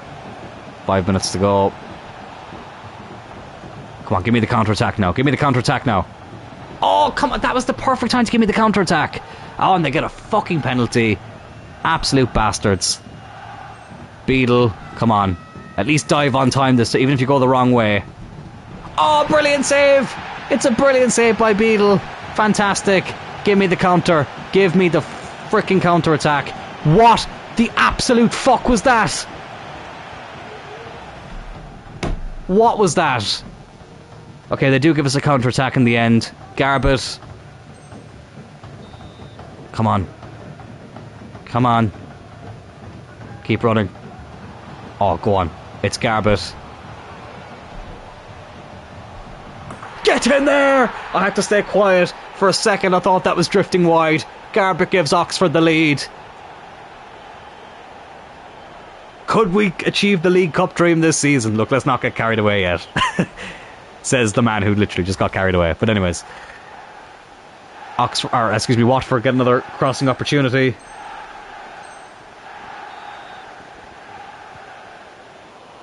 Jarrett with the interception. Oh, they give us... why do they give me counter-attacks when it's this far back? Anyways, whatever. Go on, Brown.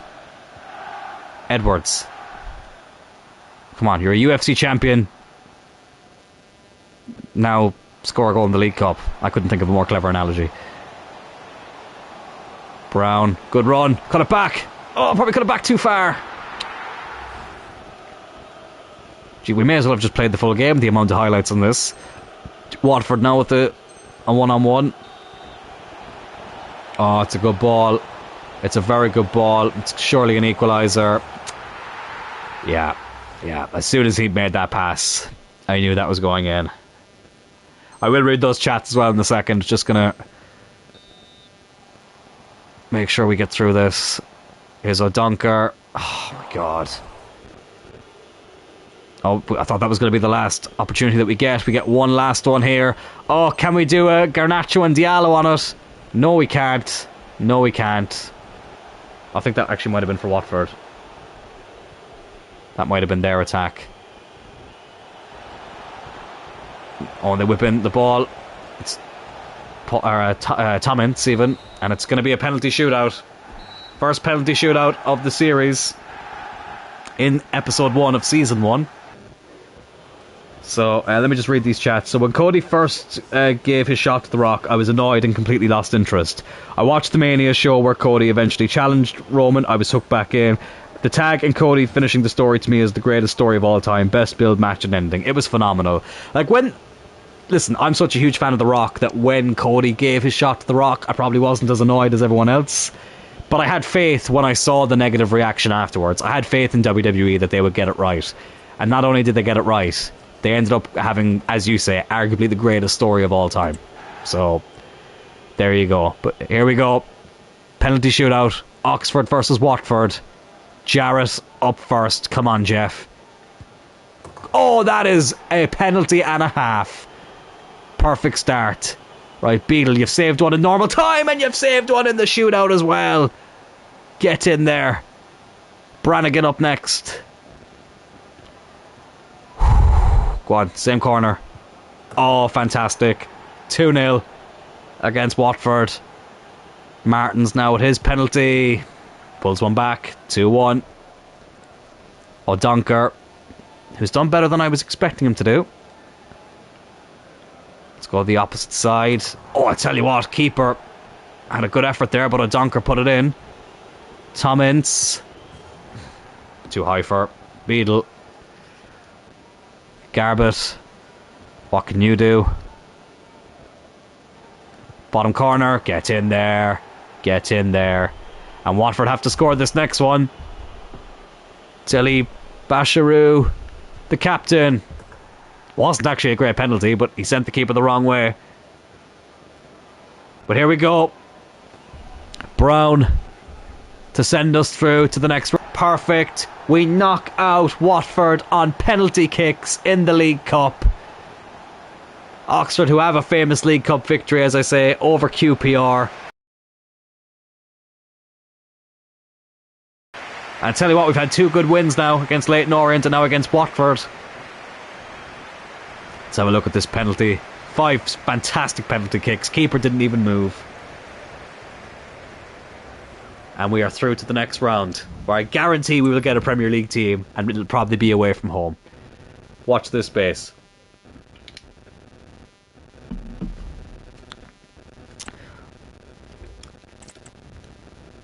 So it's advancing. Only 2 games left of the episode. It's crazy. This is absolutely flown by. So let's see. What did I say? What did I say? Crystal Palace away from home in the next round of the League Cup at one of my fucking most... I really don't like Selhurst Park. It is such a boring stadium. It really, really needs a touch of paint, and that's being ridiculously kind to it. But that is where our next League Cup game will be, which will be in the next episode. Bristol here, who've only got 4 points. I think we'll play the highlights of this game. Let's do a press conference as well. Welcome everyone. We'll focus on performance. Ted Lasso versus JJ. Oh god. I really miss when AFC Richmond were in FIFA. Do you know, I've still never seen Ted Lasso. I've seen clips, but I've never actually watched the series. I really need to get on it. I mean, this will tell you how late to the party I am with things. I only watched Breaking Bad for the first time in its entirety late last year. My absolute favourite series of all time. Closely followed by Better Call Saul, which I did watch afterwards. So Ted Lasso is something I'll have to check out. Right, I think I'm actually going to go with the strongest team, because nobody's overly tired. We'll play the highlights. Lads, can I just say how great it is to be back? And again, I apologise if I don't sound as high energy. I had a bit of a late night last night, and I had a nap right before this stream. And, I never heard of Ted until Masterbooks and his series. I forgot about that Masterbooks AFC Richmond series. That was a good one, actually. Back when he would do the traditional career modes, which I do miss people who do traditional career modes on YouTube. I think MGH is probably the last person to still do that. Now, I still enjoy Masterbooks series. I love the 10 season challenge one that he does. Obviously, I love Jared's videos as well. S2G, he's decent as well. His videos can come off a little bit scripted though. At times. Oh, it's a good ball to Brown. Oh, miscontrolled it. Goodrum. Garbett. Go on, lad. Ah, unlucky. Another attack for us. We're getting all the attacks here, so we are. But yeah, Ted Lasso, it's something I gotta get on, because I've even heard non-football fans say they really enjoyed it. Oh, Jeff Jarrett, what are you doing? Something I never thought I'd say. What do you mean I lost the ball? What do you mean I lost it? I had it! Bristol get their first attack of the game. Oh, that's a good ball. Oh my god, there's another Brown. There's another Brown. We've got 3 Browns on the pitch. Oh, fuck off. And they've gone 1-0 up. Bastards. Typical. We get so many opportunities and we don't take them. I know they're getting all the chances. Fuck. Okay, we get the counter-attack. Blum did well there. Good room. Come on. Has to invert into the middle there is Garbett. Is Lee. Just like the river, he flows so nicely. Oh, and he hits into the side netting. I just realised probably 99% of you didn't get that reference. There's a river in Cork called the River Lee. It's literally the river that Cork City is built on. Oh my god. Yeah, we've lost this game. That's disappointing. I have to say, I probably should have just played this game, to be honest. 83rd minute. I don't think we'll get another attack after this. Let's just stop them from scoring a second, I suppose. It's Taylor. Tiger Woods. Back to Brown, who wraps it up for them. 2-0. Disappointing result. So it is. That was not what I was expecting Because it didn't look like they had a great start to the season, Bristol Rovers. Transfer over here for McGuinn. No, I won't. I thought about it for a second, but no. We won't sell him. Alright, Forest Green in the BSM trophy. I'm going to completely rotate for this. So, you know what? McGintley gets a game and goal. Long, actually, yeah, Long can go there. Negru and Golding. Bennett can even get a game. Murphy. Mills. Yeah, we'll put Rodriguez in there. O'Donker. Brannigan. Henry. Even on the bench, we'll make a few changes. McEachran, however you say it, can go there. We'll put more on the bench. Will we? Yeah, we will. Is there anyone else I want to put in the bench? Perkins. He can go there as well. And I'll quick sim this one. And we lose 3-1. Listen, I'm not... The Bristol Street Motors Trophy. I was wondering what BSM stood for. I was just about to ask. But there we go. Right. Okay, this should be interesting. So we got a player, chat, Golding, whatever, lad. He'll be fine. O'Donker has a transfer offer. I'm going to reject that. Keep him as the backup striker. Jennings, position change. We'll change him to a right winger. And then we will go inverted winger. Delete them. Right. Scout. Monthly scout reports. Ireland. Mike Mayer. Nope. Ronan Buckley. No. Ben Mann. No. Peter Cronin. I actually know somebody named Peter Cronin. No. We'll have a look at him. Ahsoka Barman. No, probably not. Ankit Pal. Not my pal, unfortunately. Pintu Barman. Is Barman a common Indian name? I've never heard that before. And Saif Khan. No. Okay, that's a little bit disappointing.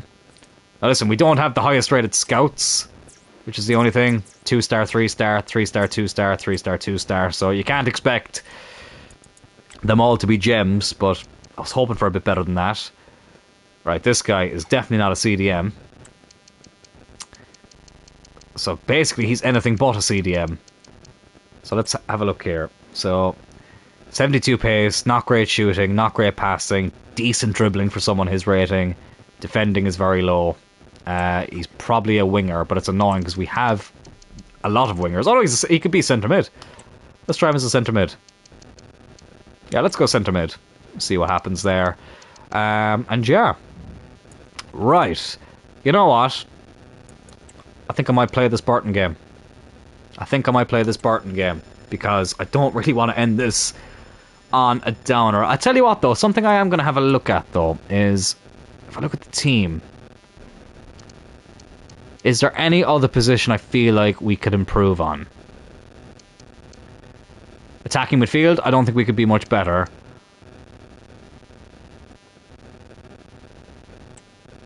CDM,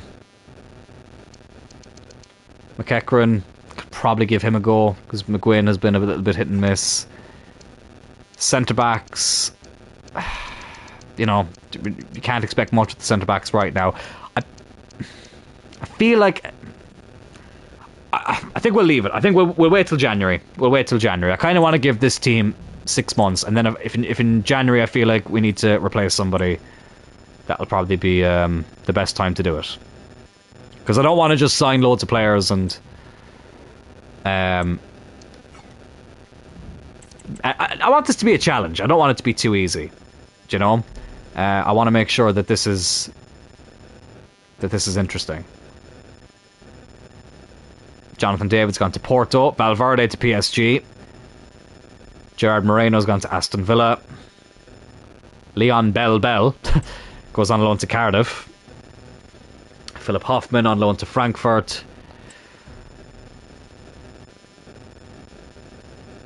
Trying to see if any other big deals come through. Nothing as of yet. Jonathan Santos off to Hertha Berlin. Rabiot to Chelsea. Diomande out on loan to Empoli. Interesting. And that will complete transfer deadline day. My neighbours are being very loud at the moment. And yeah, that is that for transfers. I know we can still sign free agents and stuff, but I'm probably not going to do that right now. Right, what time are we at? What time is it right now? It's only 9:45. Wow. Right, oh yeah, I forgot. When we're in the lower leagues, we'll have players going out on international duty, so that's something I'll have to keep in mind. Right, it's our first game in the away kit. This lovely red and black away kit. Yeah, we don't have a third kit in this, which is annoying. First time we're playing a team in the same colours. So we're wearing the clawing colours, the red and black. So we are. Right, for this game here, I think I will actually give Rodriguez another game at the attacking midfield position. I'm going to give Lee another game at left back. Got two very good left backs to rotate between. And I'm going to start Brannigan in midfield, just to change it up a little bit. Final game of the episode, Burton Albion versus Oxford United. Let's try and end it on a high.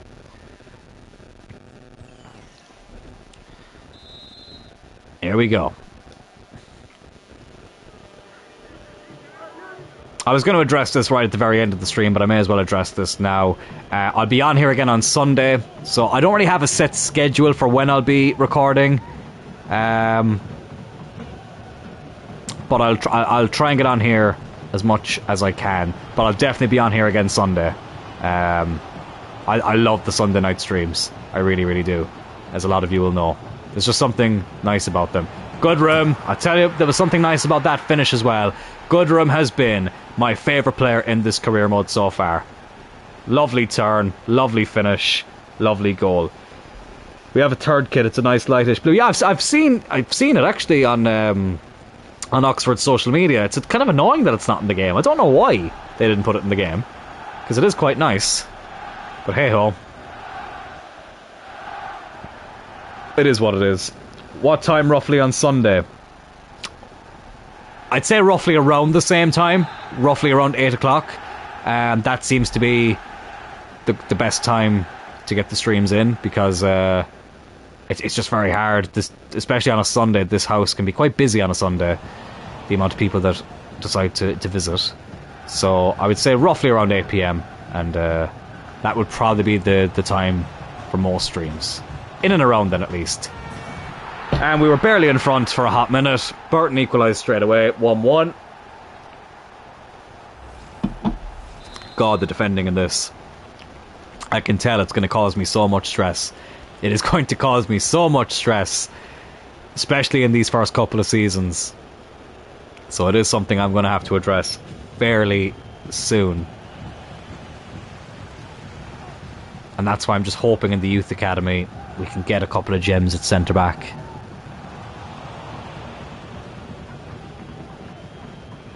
As you can tell, I like to play it out from the back. Tends to be my my go-to.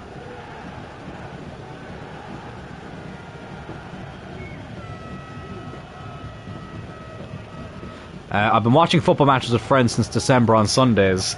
They're Liverpool fans, unfortunately. That's good. Now, it's always nice to get out and about to watch the match. To watch a match with a few of the lads. I'll be doing that for the FA Cup final. I'm actually refereeing the following day, so I won't be able to get too smashed. But FA Cup final, I will be meeting up with a couple of friends. Thankfully, they're mostly United fans, but there is one or two fans of other teams. I don't think there's actually any Liverpool fans in that group. There's a couple of Arsenal, one or two Chelsea. There's a Newcastle fan in that group, so decent mix. Brannigan! Oh, I tell you what, he was unlucky. He was unlucky, so he was.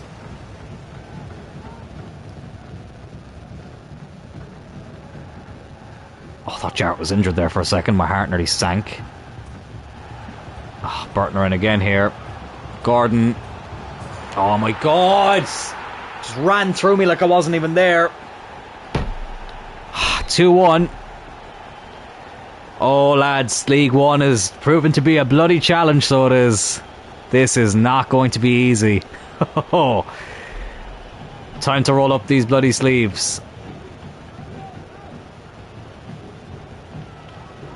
Go on, Lee. Oh, he's done well there, Lee. Oh, it's a good save. Oh, and the keeper gets there just before Rodriguez could.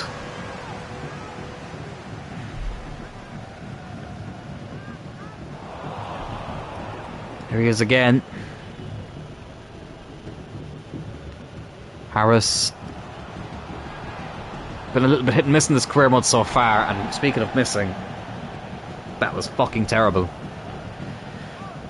Did everything right except for the finish. I'm the only United fan in the group. Rest is Liverpool or just there for the vibes, which is why the quarter-final against Liverpool was extra special.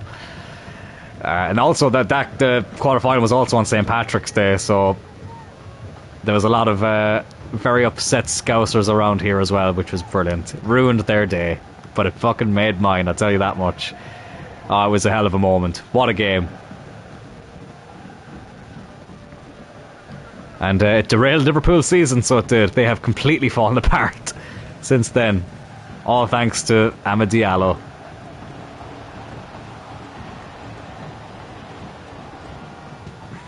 I tell you what, they're carving us open like a knife through butter at the moment.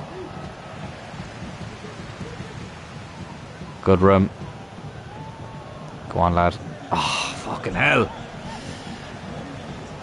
This is not going the way I was hoping. They get a corner as well right at the end of this half.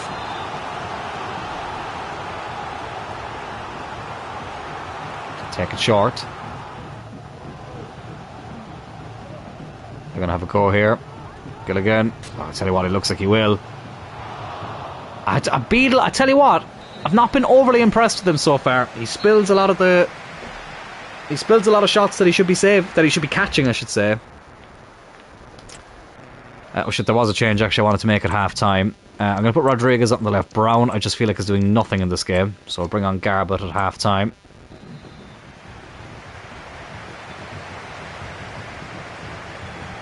But that's the only thing I will say about Beadle so far, is he is a little bit finicky with his hands.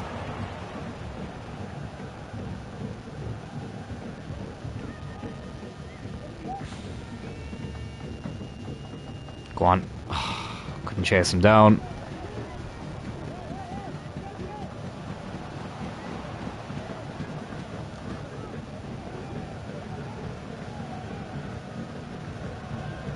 This is the most annoying part of the game, when you just cannot get the fucking ball off the opposition. It's really frustrating. Like, do you see what I mean? Just see what I fucking mean.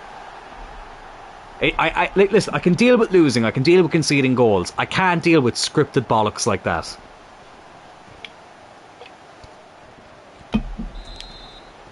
Couldn't get the ball off them. The game wanted them to score. It was as simple as that. And it looks like it's going to be another defeat. Oh my... And see, I can't... Oh, no. Okay, I'm getting a bit annoyed now.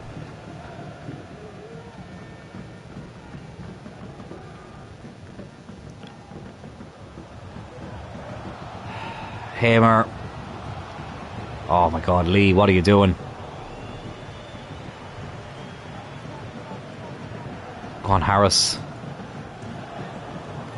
How have I not made a Calvin Harris reference? I knew there was one there on the tip of my tongue that I couldn't think of. Tried to square it there. But unlike Calvin Harris, he was alone. That was terrible.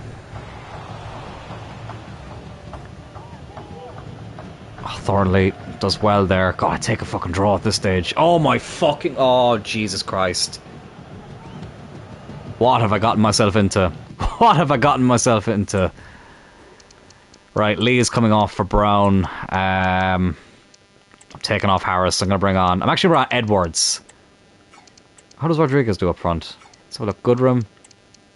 No, okay, let's... Yeah, let's put Edwards up front. He's got a bit more pace about him.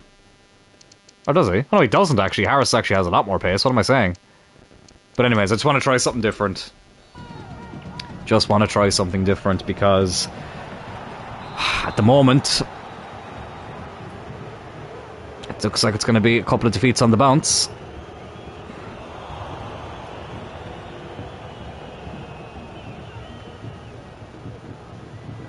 Garbutt on the run here.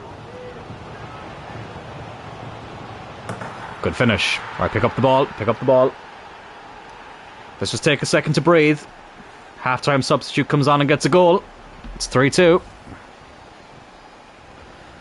Did well to keep his composure there. Nearly got taken down. But it's a good finish. And it's 3-2. Again, let's be calm.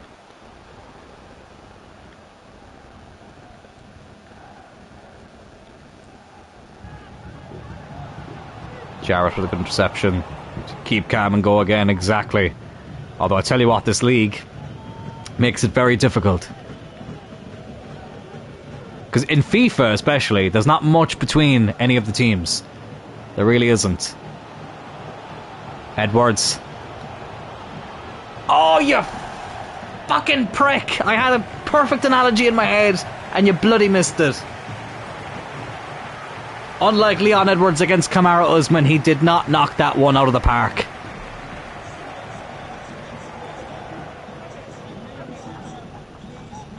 "15 minutes to go." Oh, Goodrum. Fantastic. A good run from Goodrum. I jinxed it. I fucking jinxed it, because he took too heavy a touch. And Burton looked to break again.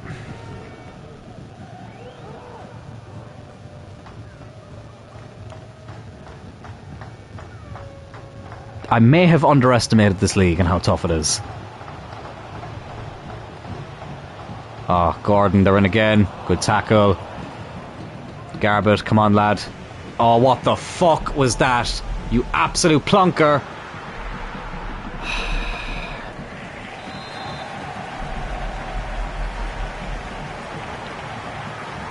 Come on, win that. Oh, Beadle, I tell you what, lads, he's really getting on my nerves. He catches absolutely nothing. He couldn't catch a cold if he was having a night out in the pandemic.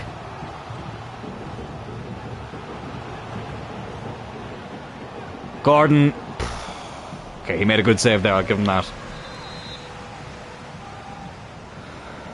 But we're running out of time here. Powell with the ball in. That's going to be a goal. That should have been a goal.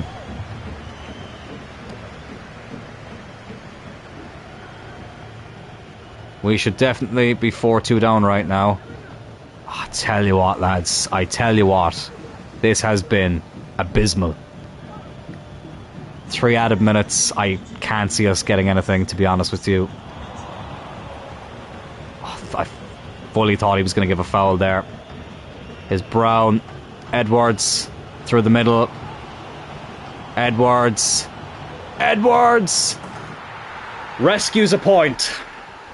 Rescues a point. Don't really feel like celebrating it though, because we've been bloody terrible. But we do manage to get a point. Jesus Christ. Alright lads, calm down. Calm down. We haven't actually won. We've robbed a point here.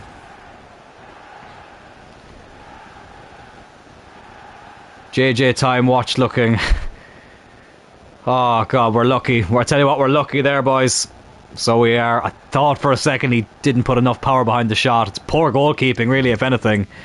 I know the game is nearly over, but fucking, I don't know, it's just to give players an appearance, really, more than anything. Yeah, let's just do that, just in case. You know, I think, oh yeah, we were already in the 93rd minute. I couldn't remember what exact minute we were actually in. But fuck it. Means they have one more appearance to their name now for Oxford United, so they do. But it's 3-3. Not the result I was hoping for. I was really hoping for a win. I think we kind of needed a win. Gordon got a hat-trick for them. Didn't even realise that. Go on, let's do this post-match interview. Try and keep the morale up, because I think it's going to be a bit mixed at the moment. Need to start games better. Well, I think we started the game okay. Yeah, frustrating day, to be honest, because it was. And yeah, we will stick together. We'll stick together. Don't want to blame anyone, even though the keeper is kind of getting on my nerves at the moment. So, hey Gaffer, it's been going really well for us recently. You know how happy I am playing for you and playing for this club. Just wondered if this might be a good time for us to talk about renewing my contract. Maybe at some point in the future. Don't really want to look at that right now.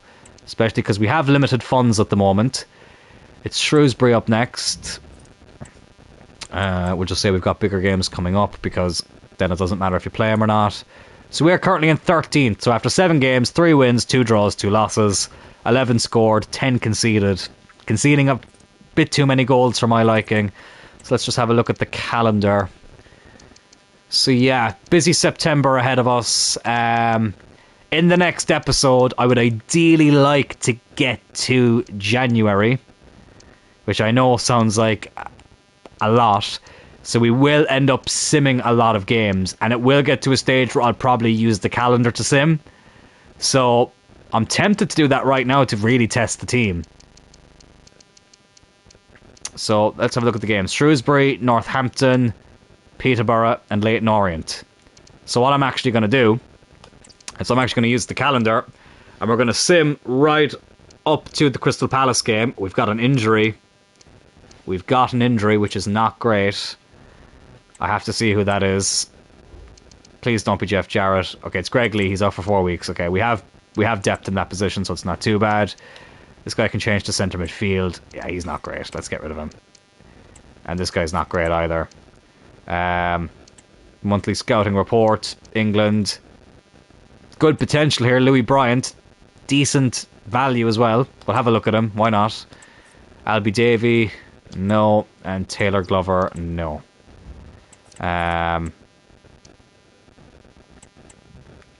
So, as I say, let's go back to the calendar and let's sim up to this Crystal Palace game. Leyton Orient away up next. We get a win there. So it looks like we've actually done okay from the looks of things. Sorry, not squad. Let's go to... Actually, I have a bad feeling there that the keeper... Oh no, he did. I was going to say he may have...